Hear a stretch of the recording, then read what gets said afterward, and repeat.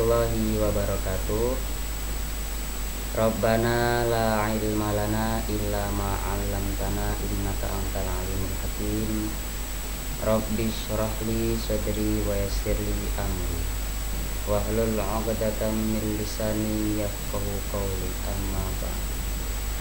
Pemirsa El Imaniyah TV yang dirahmati Allah Subhanahu wa taala, kali ini kita akan mengaji kitab Safinatun Najah.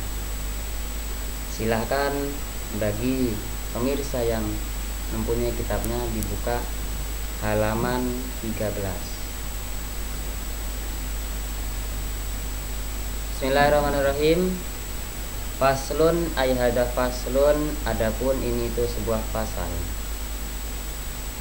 Wa makna la ilaha illallahu, adapun makna lafaz la ilaha illallah. La ma'budah, itu tidak ada Tuhan yang berhak disembah itu maujud, dihakin secara hak, fil wujudi di dalam wujud, illallahu kecuali Allah. Di sini saya akan membahas tentang ilmu nahunya terlebih dahulu.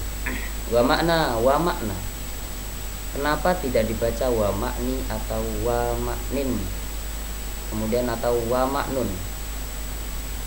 Di sini wa makna jelas terletak di awal kalimat, isim yang terletak di awal kalimat semarifat tentunya itu berkedudukan sebagai mubtada.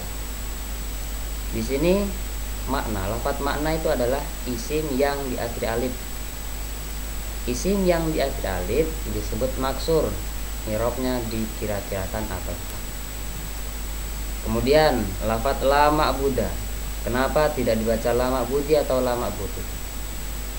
Karena isimnya la linafil jinsi itu hukumnya nasab dengan tanpa al dan tanpa tanwin. Makanya di sini tidak la ma'budan tapi la ma'budah. Kemudian lafaz bihakin, kenapa dibaca bihakin? Karena isim yang terletak atau kata yang terletak setelah huruf jar itu hukumnya jar, tanda jarnya kasroh. Di sini ditanwin. Kenapa ditanwin? Karena tidak ada al, maka wajib ditanwin.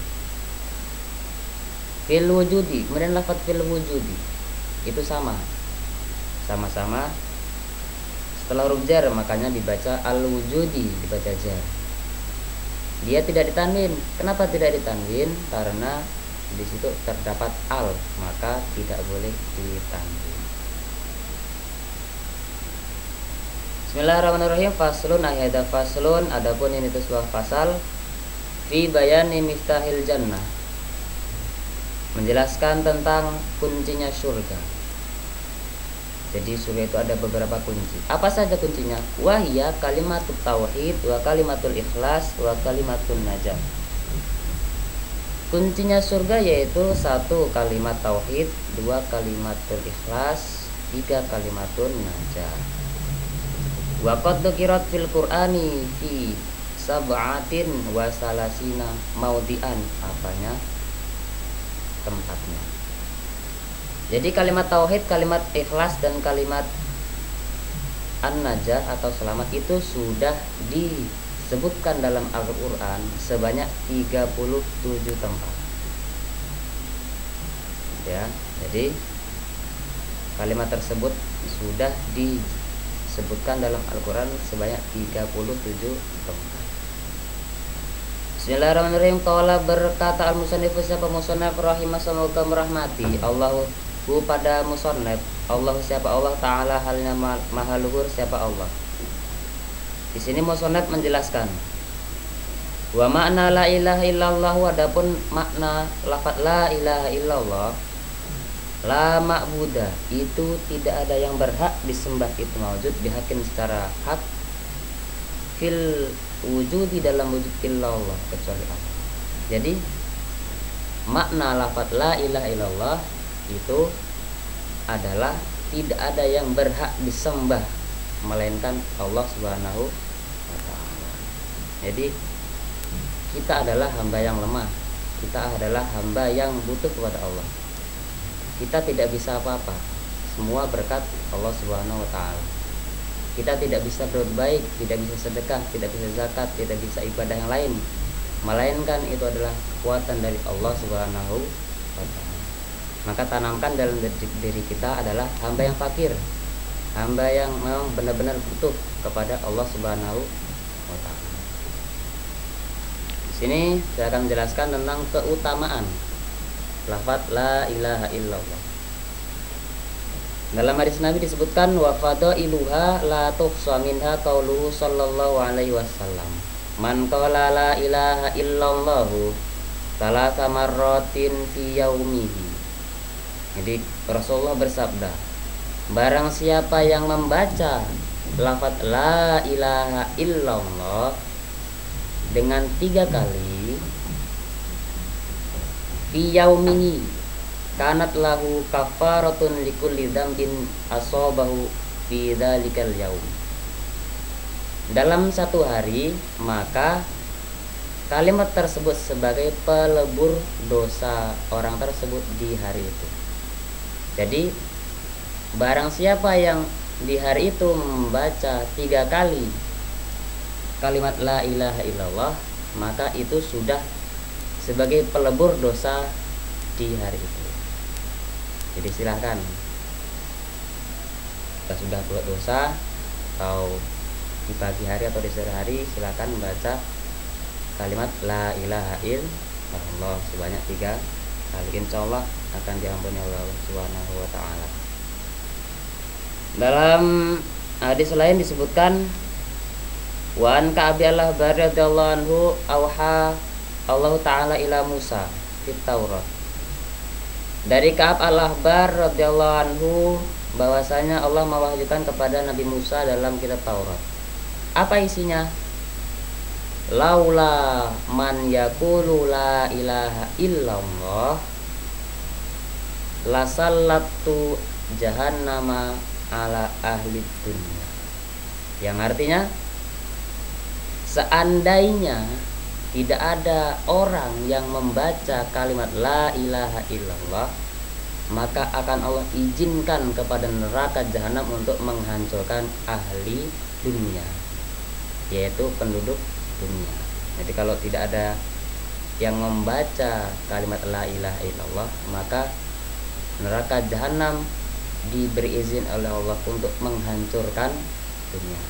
Ini artinya apa? Sangat pentingnya lafaz la ilaha illallah, sehingga Allah mengancam jika tidak ada yang membaca kalimat la ilaha illallah, maka akan dihancurkan penduduk dunia. Wallahu a'lam bishawab. Mungkin sekian dari kami, kurang lebihnya mohon maaf. Wallahul muwaffiq ila aqwamit thoriq. Wassalamualaikum warahmatullahi wabarakatuh. Alhamdulillah, kita telah mendengar penjelasan dari saudara kita Ibnu Shalihin, yang mana dia membahas tentang fasal fi makna kalimat tauhid. Yang mana udah bagus dari kalimat pembacaannya, terus dari penyampaiannya dia, nahwu sorobnya, plus arti dan penjelasannya. Namun di sini tadi saya dengarkan dia belum menjelaskan la ilaha illallah tentang nahwu sorobnya. Jadi saya di sini ingin menjelaskan yang mana ini adalah menurut Imam Sibawayh. Yang mana kalimat la adalah la nafiyatul jenis, ilaha adalah isim la dan khabarnya mahdhuf. Illa itu adalah huruf istisna, Allahu itu mustasna. Mustasna di sini rafa, badal dari rafanya la bersama isimnya. Karena mahalnya dengan isimnya, rafa menjadi muftada. Terus lagi saya akan menambahkan sedikit tentang hadis kalimat la ilaha illallah, yang mana Rasulullah SAW bersabda, man qala la ilaha illallah dakhal jannah. Barang siapa yang mengucapkan la ilaha illallah, maka dia akan masuk surga.